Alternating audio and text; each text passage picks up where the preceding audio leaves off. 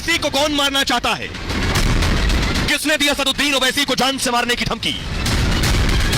ओवैसी को धमकी का क्या है गाजीपुर कनेक्शन? कुछ दिन पहले ही ओवैसी ने मुख्तार के परिवार से मुलाकात की थी। इस मुलाकात के साथ ही ओवैसी ने जेल में मौत पर सवाल उठाकर मुस्लिम एकजुटता का संदेश जारी कर दिया। गाजीपुर लौटने के बाद अब खुद ओवैसी को जान से मारने की धमकियां मिल रही हैं।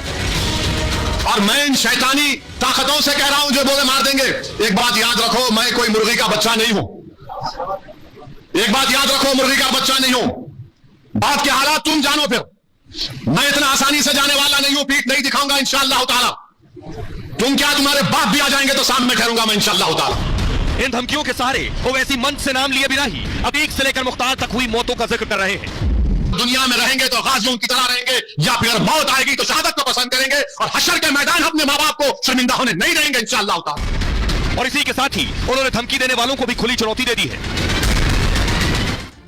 अब देखिए जरा ओवैसी को आखिर क्यों धमकी दी गई, क्या कह रहे हैं वो, वजह बता रहे हैं।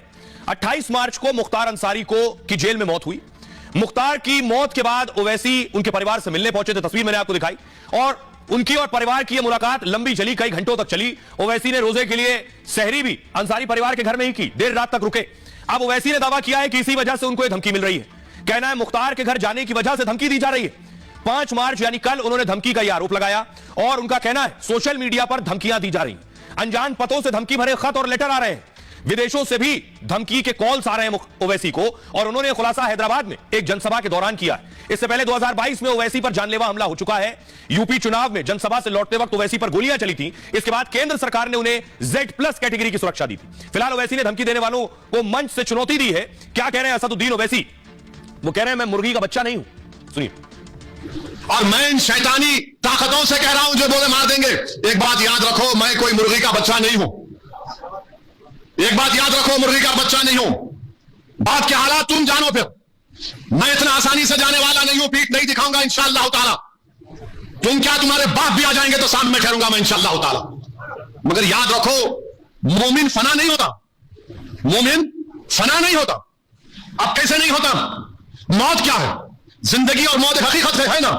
अरे याद रखो, दुनिया में रहेंगे तो गाजियों की तरह रहेंगे, या फिर मौत आएगी तो शहादत को पसंद करेंगे, और हशर के मैदान अपने माँ बाप को शर्मिंदा होने नहीं देंगे इंशाअल्लाह ताला। तुम फना हो जाओगे, हम फना नहीं होंगे इंशाअल्लाह ताला। तुम्हारी नस्लें फना हो जाएंगे, हम फना नहीं होंगे। हम एक घर से दूसरे घर को मुंतखब होते। असदुद्दीन ओवैसी हैदराबाद से चुनाव लड़ रहे हैं, और हैदराबाद से ओवैसी को हराने के लिए बीजेपी ने मैदान में उतारा है माधवी लता को।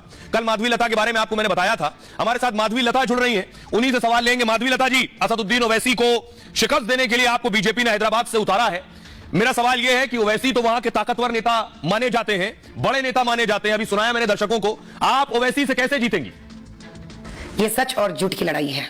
जिस प्रकार से वो ऐसे कई सारे दंगे फसाद कर ये सिर्फ बाबरी मस्जिद का नाम लेते हुए, ज्ञानवापी का नाम लेते हुए, वैसे मुसलमानों को भी भड़काया उन्होंने, हिंदुओं को भी भड़काया है, लेकिन खुद के कॉन्स्टिट्यूएंसी में उन्हें उनका हाथ था कई मस्जिद तोड़ने में और कई वक्फ बोर्ड के जब्त करने में लैंड्स।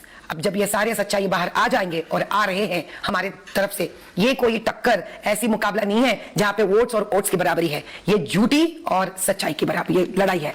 तो मुझे नहीं लगता ये कोई ऐसा बड़ा जंग है जिसके लिए इतना डरना भी चाहिए।